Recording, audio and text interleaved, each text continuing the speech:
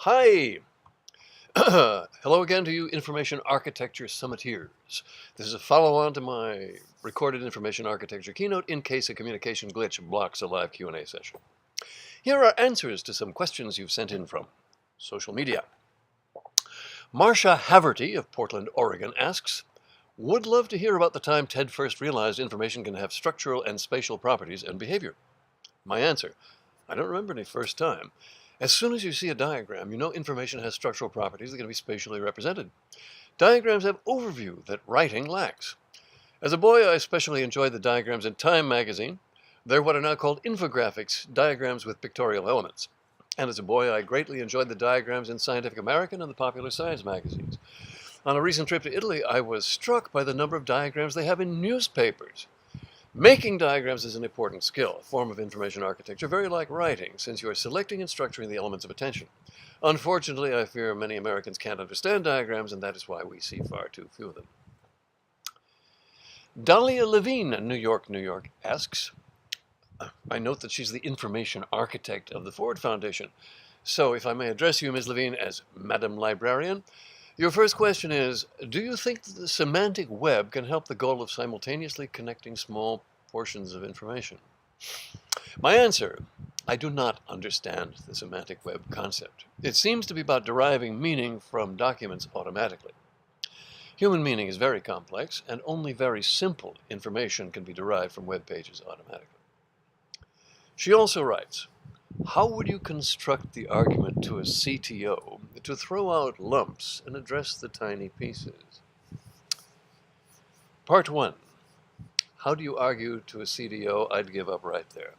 In a corporation, you're mostly a passenger, and the technical guys brook no interference. In corporate politics, you'll have an assigned zone of competence and a loud opinion, and you are in trouble if you try anything else.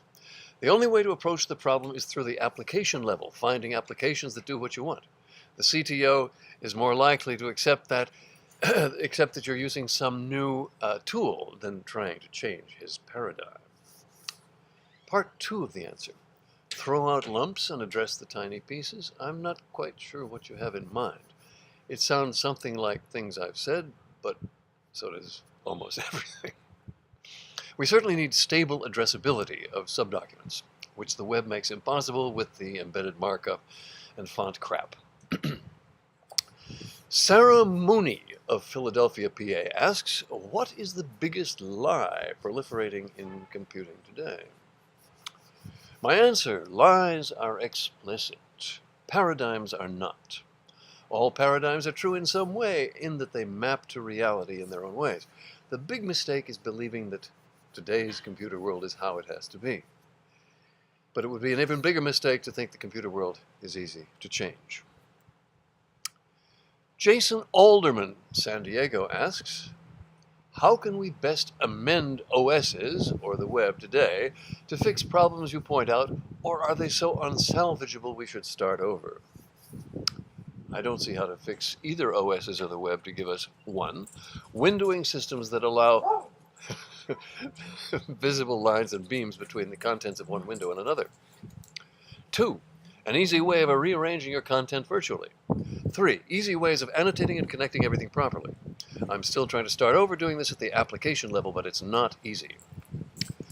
Mike Adcock, Seattle, Washington asks, who or what has inspired you the most over the course of your work?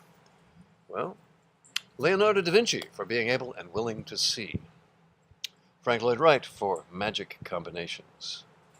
Bucky Fuller, looking for new ways outside the ordinary, but also looking for elegant and simple methods. Dymaxion car, Dymaxion house, tensegrity structures. And from all three, Da Vinci, Wright, Fuller, the confidence to believe in myself. And look for the magic divine design combinations, the magic design combinations that are both simple and deep. He also asks, do you have any advice for folks trying to make sense of complicated information messes? That is, of course, everybody. I'll read it again. Do you have any advice for folks trying to make sense of complicated information messes? My advice is, good luck. Lauren Colton from Parts Unknown asks, have you gotten your hair done with Jaron Lanier? I take it this is intended as some amusing insult, but I don't even get it. My answer: Jaren is a very good friend of mine, but I simply do not understand the question. Jaren has long tresses and a very long braid. My hair is short these days. I don't have time to fuss with my appearance. Lauren Colton also asks, can and should we explain to more people that everyone can shape the web even if they, quote, don't have the aptitude to code? How can you shape the web? It's both a technical and political question. Technically, you can work, one, at the application level, or for the insiders through the IETF, or three, the Web Consortium. But I see the web and the HTML standard is growing more and more horrible the more gets added to it. Here are a lot of questions from Paul Risson, London, UK. Despite the world that has grown up around closed computing environments and shiny products, what do you see as the glimmer of hope for a more creative, exciting future? Pardon my limited view, but I'm so caught up in my own fight for different structures of documents, windowing, and structure that I see no hope from any other quarter. He further asked, what do you feel is the most important skill that information architects and people engaged in user experience should develop? I don't know what his accent really is. And my answer, I'm not sure it's a skill. I think it's a talent, like writing or movie direction, partly learnable, but with a component of magic. He further asks, what are your thoughts on the current vogue for teaching kids to code? Fine! He further asks, how do we inspire more artists and people in humanities to engage with and understand the potential of computers as literary machines? My answer, as far as I can see, artists and people in the humanities are fully engaged with digital documents, but fully engaged with the current model. Pages with harpoons to other pages. Like most people, they don't suspect that alternatives are possible. He further asks, you've mentioned network documents as a key idea in your work. Does the idea of network concepts/ideas connected by semantic/meaningful and parentheses and ideally two-way and paren links appeal at all? My answer, not really. What you're describing is diagrammatic, and I've sadly learned that most people can't read diagrams, a medium that's generally useful. The reason we have writing is to explain things, not just to provide diagrams. He further asks, in other words, regardless of the particulars of implementation, does the vision of a semantic web fit in with / move us closer to your ideas? My answer, not in the slightest. I'm interested in relational structures and systems of representation, yes, but the semantic web concept still baffles me. He further asks, Twitter seems to be one of the only social networks that you're visible on. What is it about the platform that appeals? Do you enjoy using it?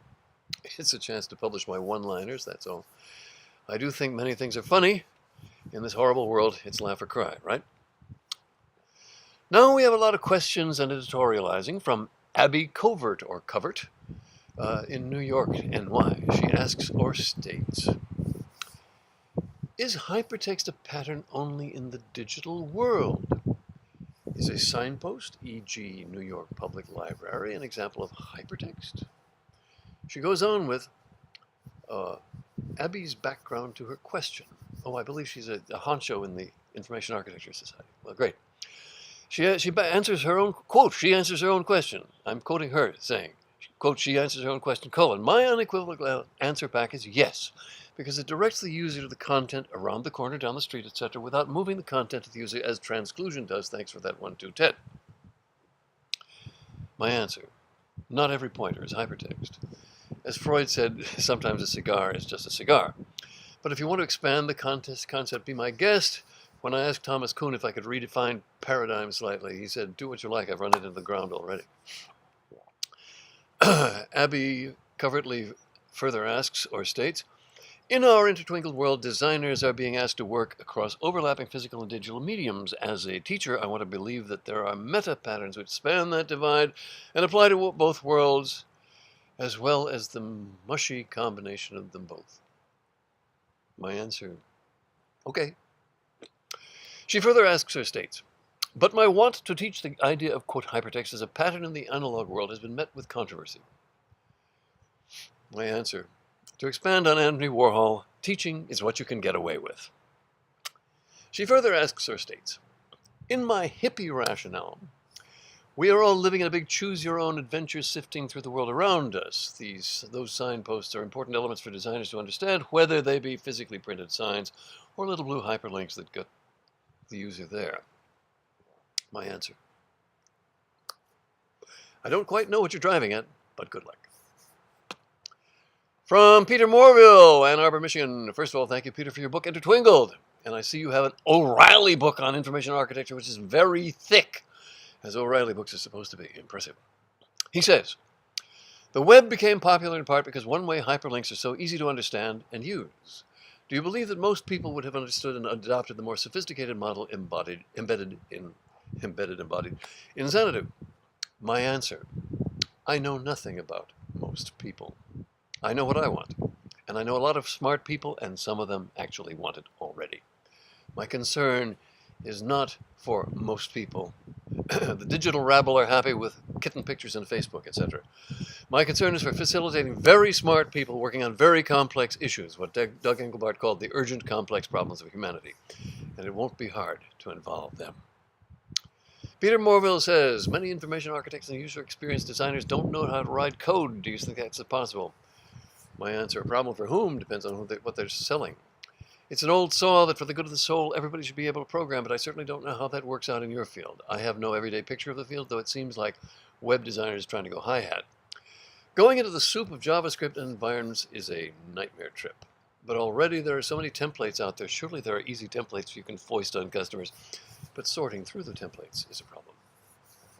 Peter Morville says, are you optimistic or pessimistic about the futures of humanity and of the ecosystems in which we live?